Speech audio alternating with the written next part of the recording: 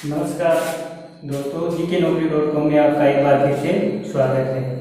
आज हम लेकर आए हैं वर्ण विचार का दूसरा पार्ट, सेकंड भाग, जिसमें हम जानेंगे व्यंजन के बारे में। पहले भाग में हमने स्वर को पढ़ा था, स्वर की विशेषताओं को जाना था, और आज जो सबसे छोटी ध्वनि की बात की थी, व्यंजन और स्वर, उनमें से स्वर हम पढ़ चुके हैं। व्यंजन के बारे में बात करेंगे कि व्यंजन क्या होते हैं, कितने होते हैं। व्यंजन के बारे में हमने बात की थी कि उच्चारण करते समय बाधा उत्पन्न होती है, और बाधा के हटने पर एक विस्फोट के रूप में जो ध्वनि आती है वो क्या होती है, व्यंजन होती है। और दूसरी विशेषता हमने ये जानी थी कि ये बिना स्वर के उच्चरित नहीं होते, इनको उच्चरित होने में स्वर की सहायता लेनी पड़ती है। तो व्यंजन हमारे पास हैं, मूल रूप से 33 व्यंजन हैं, जिनके बारे में हम बात करते हैं, उनकी विशेषताओं के बारे में बात करते हैं। तो आइए देखते हैं व्यंजन। व्यंजन टोटल हैं 33।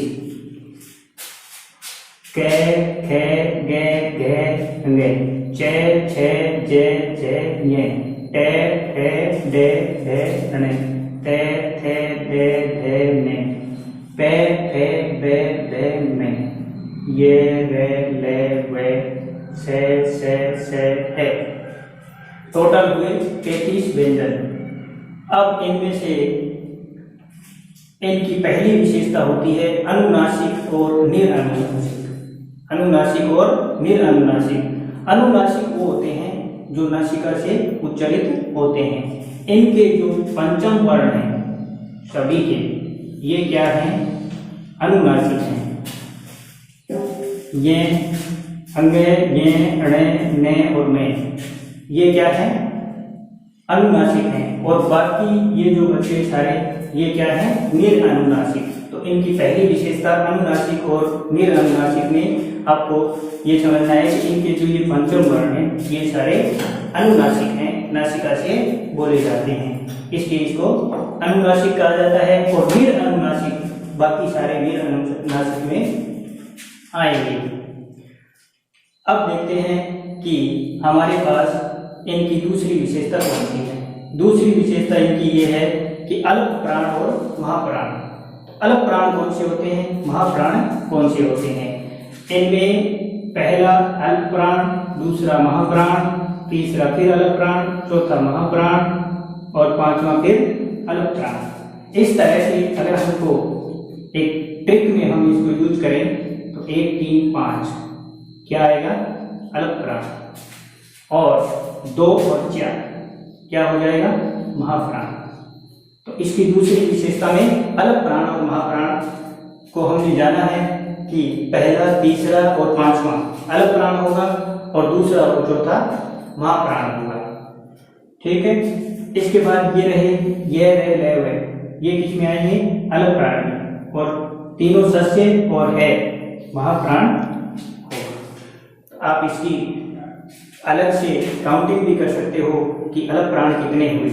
तो 1, 3, 5, यानी ये 5-5 वाली लाइनों में 3 तो अल्प प्राण हुए। इसका मतलब कितने हुए, ये 3 × 5 15 तो ये हो गए, और प्लस ये 4 हो, अल्प प्राण कितने हो गए, 19 हो गए। अब बात रही महाप्राण। तो महाप्राण इन 5-5 वाले लाइनों में 2 है, तो कितने हुए, 2 इंटू लाइन कितनी है, 5 लाइनें हैं, तो 5 इंटू 2 से कितने हुए, 10, और 4 ये हो गए, 10 + 4 कितने हो गए, 14। 19 और 14 कितने होते हैं, 33 होते हैं। अलग अलग इनका विभाजन हो गया अल्प प्राण और महाप्राण में।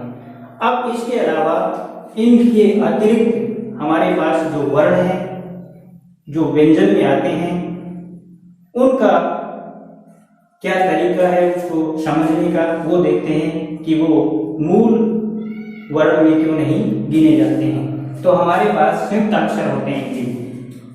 संयुक्त अक्षर यानी 2 वर्णों का उसमें मिलन होता है, 2 जुड़े हुए होते हैं, वो एक नहीं है, 2 मिलके बने हुए हैं। वो कौन कौन से हैं, तो क और फ से मिलकर बना है अक्षर। क्ष से जो है वो कै और शे से मिलकर बना है। ते प्लस रे, त्रे, त्रे किससे बना है? ते और रे से बना है। जे प्लस ये से क्या बना है? गे। गे को ध्यान में रखना है, गे और ये से नहीं बना है। बहुत जगह आपको गे और ये दे के पूछ लेंगे कि ये इससे बनेगा, लेकिन याद रखना जे और ये से बनता है। से प्लस रे से श्रे बनता है।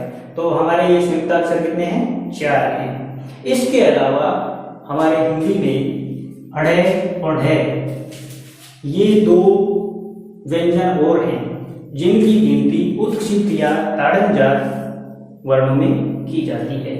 उत्क्षिप्त और ताड़नजात इनको इसलिए कहा जाता है कि जब हम इनका उच्चारण करते हैं तो हमारी जीभ तड़ाक से ऊपर नीचे होती है, ऊपर जाके टकराती है, तड़ाका सा होता है, उत्क्षिप्त होती है। देखिए बोर्ड की अड़े, ढे, अड़े और ढे, जीभ में जो फड़फड़ाहट होता है ना, इसीलिए इसको उत्क्षिप्त या ताड़नजात बोला जाता है।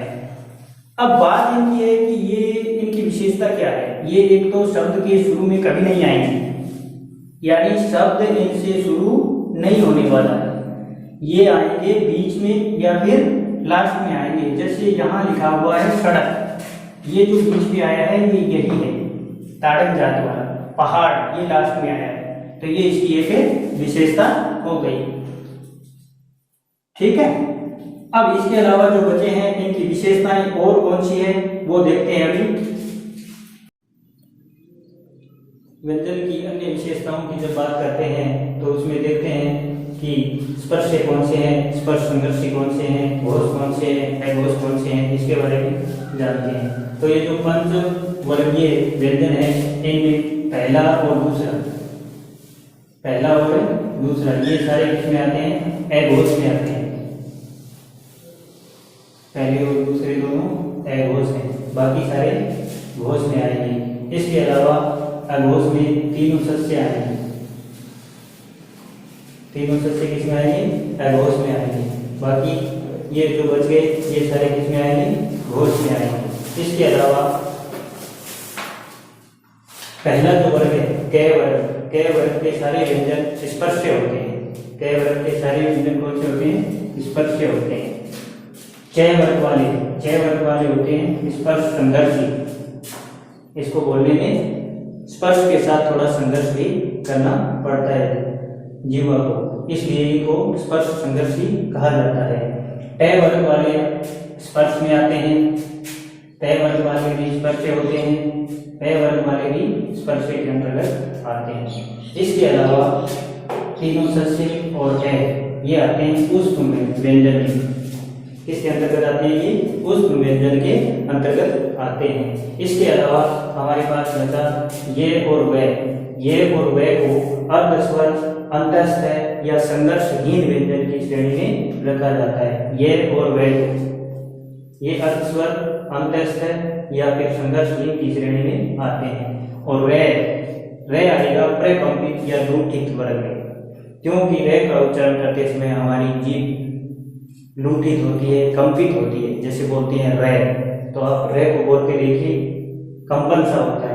और लय होता है पार्श्विक व्यंजन, इसमें जीवा के दोनों साइडों से जो वायु है वो पास कर जाती है, इसलिए इसको पार्श्विक व्यंजन की श्रेणी में रखा जाता है। अब बात करते हैं इन व्यंजनों के उच्चारण स्थान की कि ये कहाँ से बोले जाएंगे। जीभ के हिसाब से ये कहाँ पर उच्चारित होंगे इसकी बात करते हैं। तो सबसे पहले हम देखते हैं कि ये जो काकल्य है हमारे यहाँ पर, इससे उच्चारित होने वाला एक व्यंजन है। इसको काकल्य भी कहा जाता है, अलिजीव्य भी कहा जाता है। ये एकमात्र ही है जो यहाँ से बोला जाता है।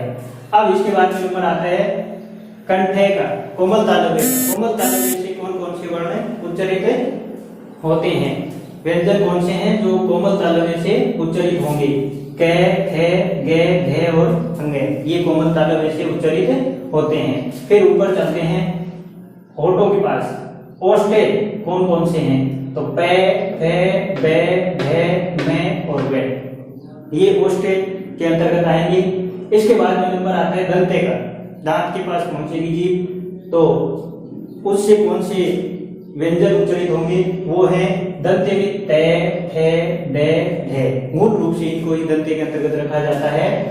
इसके अलावा वर्तस्य जो है वो थोड़े से ऊपर, वर्तस्य मसूड़े को कहा जाता है, वैसे इनको कई जगह दंते के अंतर्गत ही गिना जाता है, ने, से और ले को, लेकिन इनका संपर्क कहीं ना कहीं मसूड़े से भी होता है, इसलिए कहीं कहीं इसको वर्तस्य भी कहा जाता है। तो ने, से और ले, इनको ध्यान रखना है।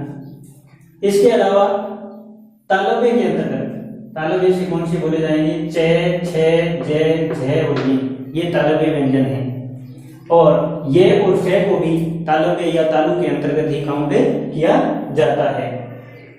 अब जीभ पहुंचती है मूर्धन में ऊपर, यहाँ पर जब यहाँ पर जीभ पहुंचती है तो देखिए उच्चारित करके टे, फे, डे, ढे, ढे, ढे, ढे, रे और फे, इनका उच्चारण मूर्धा से या मूर्धन्य से होता है। तो ये मूर्धन्य व्यंजन के अंतर्गत, मूर्धन्य वर्णों के अंतर्गत आते हैं।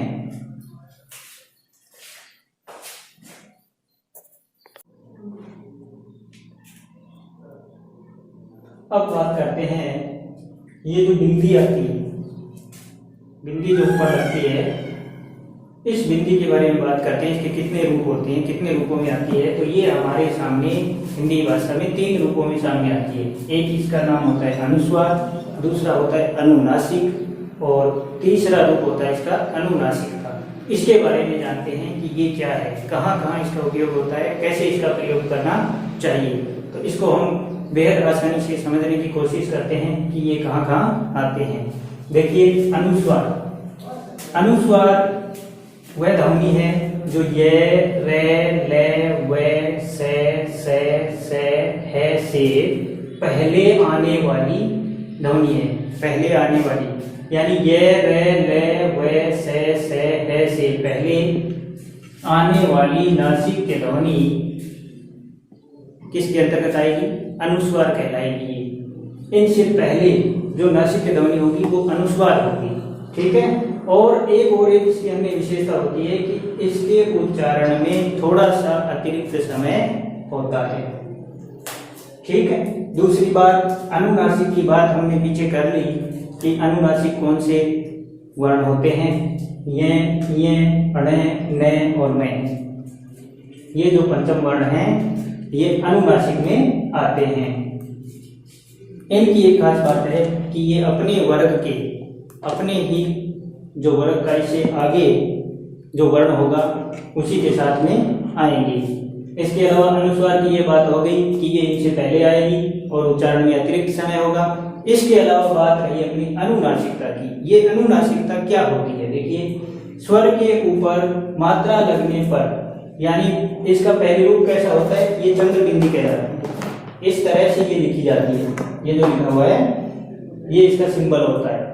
लेकिन जब स्वर के ऊपर मात्रा लग जाती है तो ये भी इस एक बिंदी का ही रूप ले लेती है। तो वहां पर हमें समझने में दिक्कत आती है कि ये अनुस्वार है, अनुनासिक है या अनुनासिकता है। तो इसकी पहचान हम कैसे करेंगे कि स्वर के ऊपर मात्रा लगने पर तो ये आती है लेकिन उच्चारण में अतिरिक्त समय नहीं लगता। इसमें अनुस्वार और अनुनासिकता में भिन्नता करने के लिए हमें इसको समझना बेहद जरूरी है कि किस प्रकार पहचाने।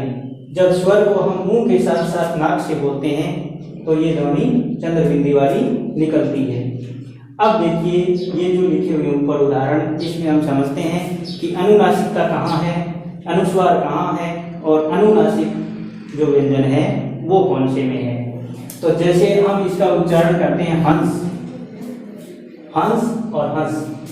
अब देखिए इसको बोलने में दोनों में यहाँ क्या है, से है, क्या है, से है।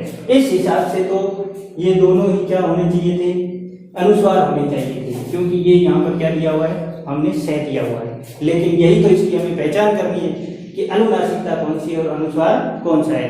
तो इसकी पहचान करने के लिए हमें इसका उच्चारण करना होगा सही ढंग से। जैसे इसको बोलते हैं हंस, थोड़ा सा जोर लग रहा है, अतिरिक्त समय लग रहा है, तो ये तो आ जाएगा अनुस्वार में। और हंस जब हम बोलते हैं, हंसने की जो क्रिया है उसका ये भाग है हंस, तो ये किस में आएगा? अनुनासिकता में। किस में आएगा? अनुनासिकता में आ जाएगा, ये